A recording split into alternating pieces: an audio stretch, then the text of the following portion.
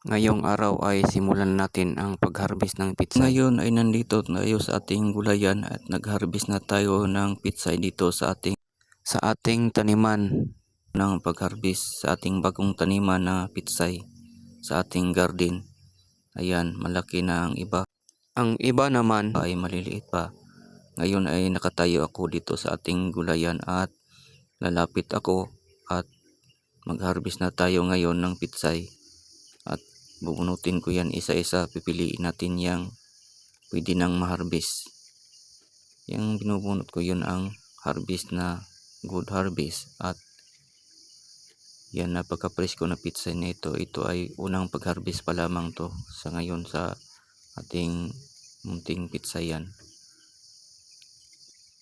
Ang mga tanim na ito sa aming gulayan ay ako lang ang mag-isang nag-aalaga at sa ngayon at ako rin naman ang nag-harvest. Ay mismo ko lang itong ginagawa. Ito ay bagong pitsayan sa bagong area na sa aming taniman. Mamaya ay lilinisan ko yan at alisin yung mga ugat na may lupa at tatanggalin.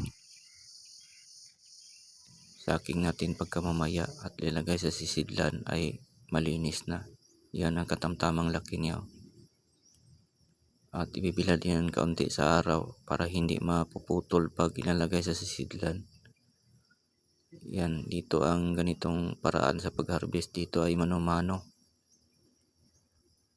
Ayan, at lilinisan na natin, putulin yung mga ugat niya para malinis na at yan isa-isa at ito ay pwede nang dalhin yan sa palengke at ilalagay yan sa kanyang sisidlan. Pagkatapos mabibilad kaunti sa araw at dadalhin na yan sa palengke. Ito ang paraan ng pag-harvest dito. Mano-mano lang to, hindi ito, wala tong mga ginagamit na mga makinaryas at itong pamputol ko ay isa yung pamputol yan ng damo. Pwede yan gagamitin sa pang-harvest ng pitsay.